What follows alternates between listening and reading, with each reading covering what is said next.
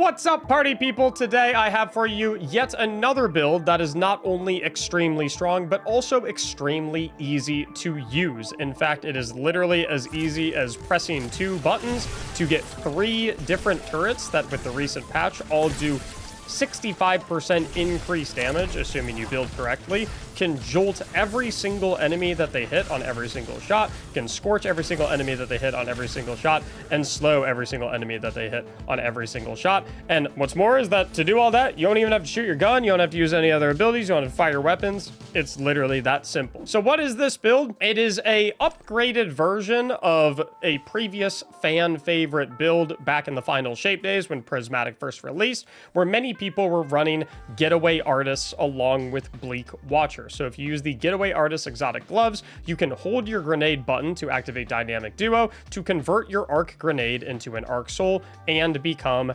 amplified, and that arc soul is of course going to function as an autonomous turret. But the arc soul now through this setup is significantly better than it ever was, and we'll talk about why in just a second. Now, to understand why Arc Soul is so much better now is because in the most recent patch, if we take a look right here, Warlocks got an update to their constructs where they now count as grenades for stats and perks. And right here, we can see that that applies to the Arc Soul, the Hellion, and the Bleak Watcher, all 3 of which are going to be included in this build. Furthermore, in that very same patch, Warlocks also received a 10% bonus to passive grenade energy regeneration, as well as a flat 5% additive bonus to grenade damage, which will now also apply to things like Arc Soul and Hellion and Bleak Watcher, since those now count as grenades. And it is because these Warlock constructs now count as grenades that they benefit from investing significantly into the grenade stat by taking it over 100, and thus grenades getting increased damage.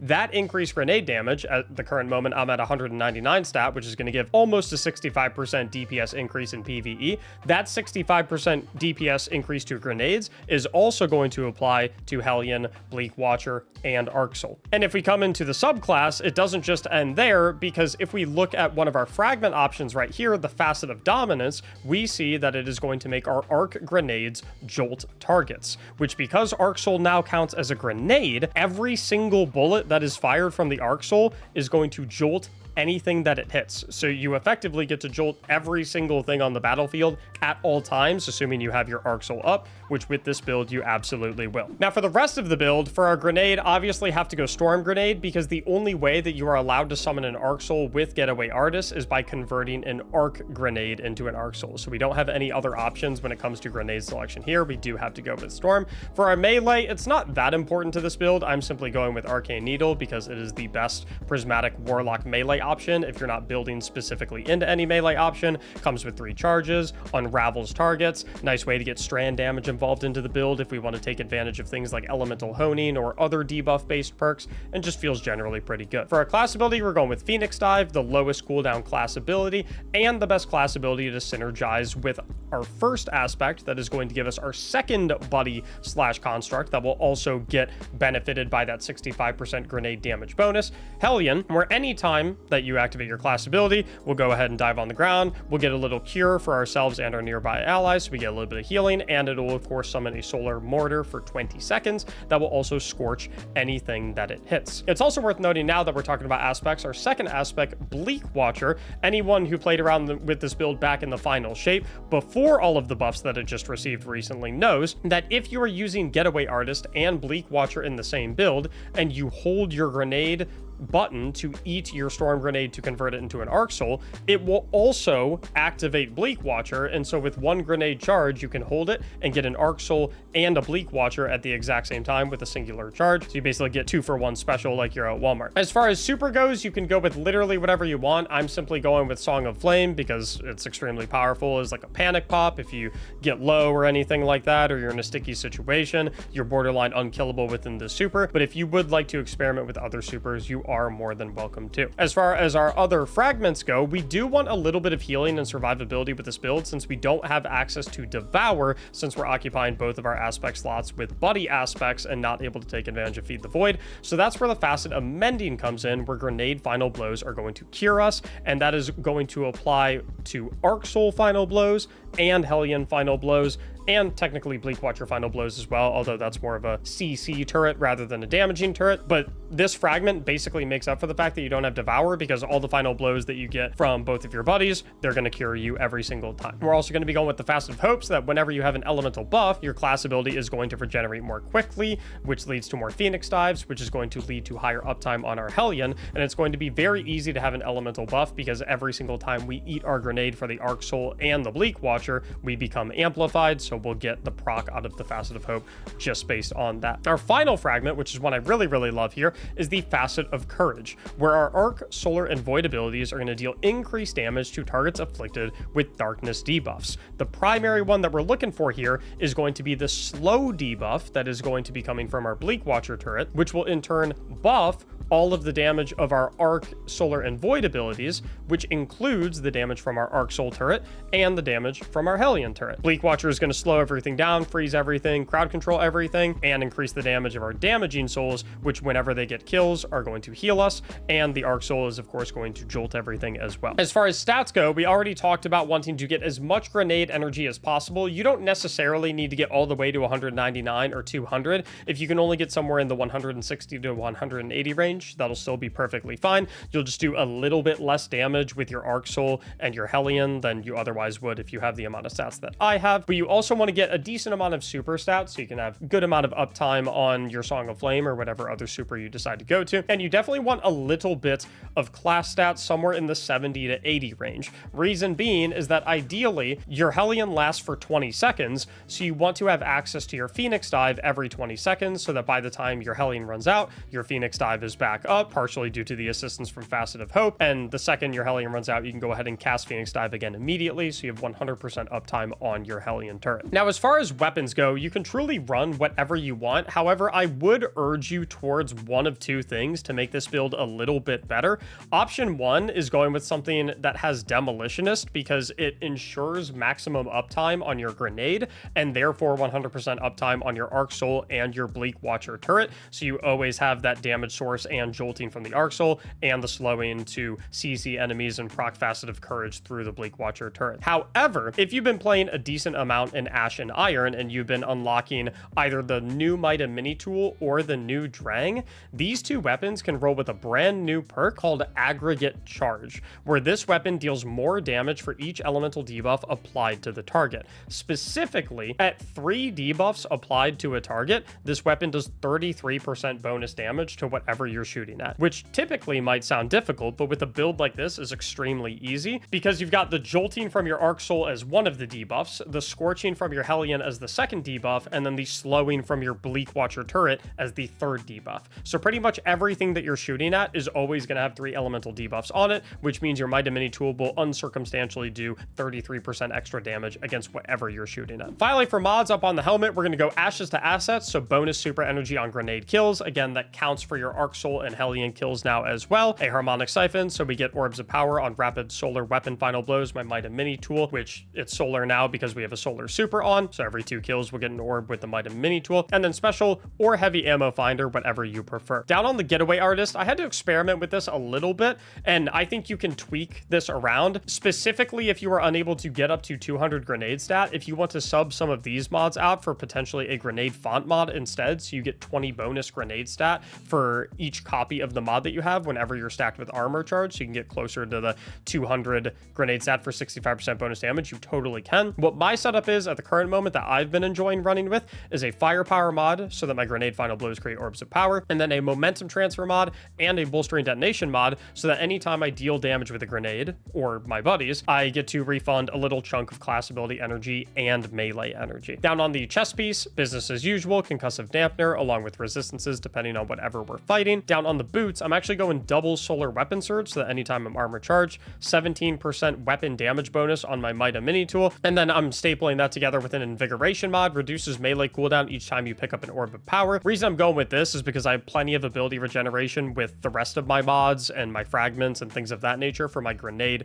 and my class ability energy, so I want to show a little bit of love to my melee ability with some of the armor mods, since I don't really have any ways to regularly regenerate that, and since my melee stat is not particularly high with the setup at the moment. Finally, on the class item, Reaper and Powerful Attraction, so that every time we cast our class ability, next weapon final blow makes an orb, and the class ability cast will scoop up all nearby orbs, and then time dilation, so I get more mileage out of my solar weapon surges. And obviously, if you were running grenade font mods as well, you would get more mileage out of those. However, to fit these 3 mods, you do have to have a tier 4 or tier 5 class item. Otherwise, you won't have 11 energy capacity. So if you have a tier 3 or lower class item, instead of running time dilation, you could probably run something like outreach instead to help out your melee ability energy a little bit more. And then finally, when it comes to the artifact, the 2 main things that you want to look at here are going to be Fever and Chill, where rapid precision hits with solar weapons are going to grant Radiant. This is the main reason that you really don't need to run the Facet of Dawn whatsoever on this, because you have free Radiant coming anytime you beam something in the face with your Might and Mini tool, in conjunction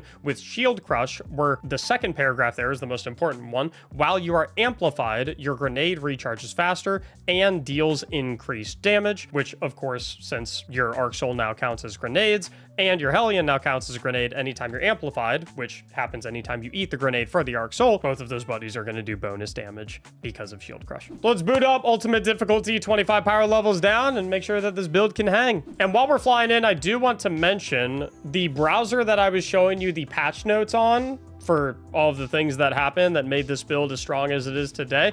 We were viewing those patch notes on Opera GX. They've been an incredible sponsor of the channel, and they've been an absolutely incredible browser. I switched to it from Google Chrome about 4 months ago, and I've not looked back. Highly recommend you give it a go. You can download it using our affiliate link in the description down below, and for every single one of you that downloads it, Opera GX gives us $3 to use for the channel to make more build videos, make more thumbnails, and all that goodness. So you're upgrading your browser, getting better in-game performance because it doesn't need as many resources like something like Google Chrome, and you're supporting the channel big time.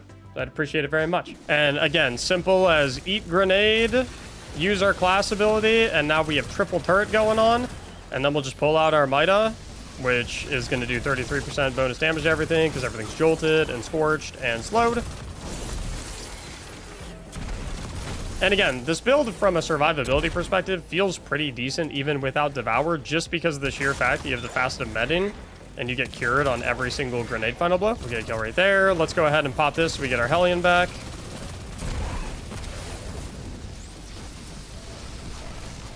Need a little bit of bonus juice, it looks like, to get our grenade back before our Arc Soul runs out, since we don't have Demolitionist on this weapon, since we're going with the aggregate charge option instead. So I'm wondering if I might actually end up swapping that boots mod to an Innervation instead of staying on the melee one. Because already we're out of Arc Soul, we're only halfway back to our grenade. Usually Devour would help kind of deal with that, but do you think Arc Soul and Hellion are friends, or do you think they dislike each other? Questions like that you can only see live at twitch.tv/Mactics, where we record all of these. Yeah, this is sick though. You pop all the buddies, pop all the turrets, and then you just jump in the middle of everything, and all the turrets just beam. It's so easy. And right here, tank your target. He's got all the debuffs on him. Shoot him in the face so we get Radiant. 33% bonus damage because of aggregate. We can even pop Prismatic so we get even more bonus weapon damage.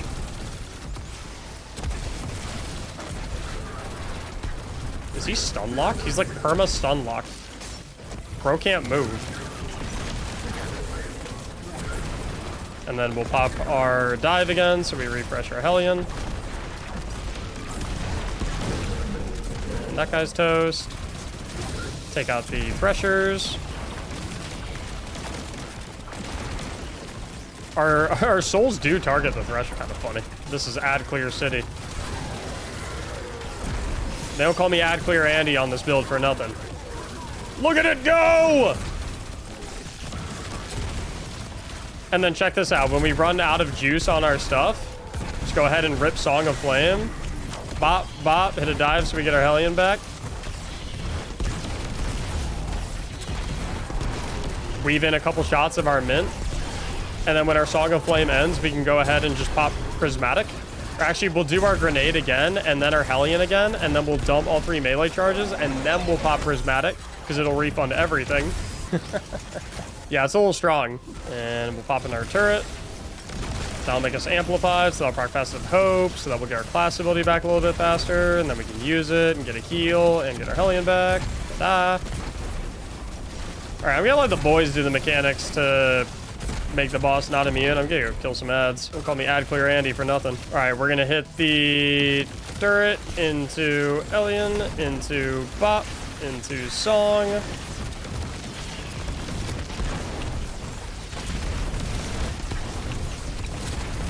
And we're just gonna grab stuff the boss.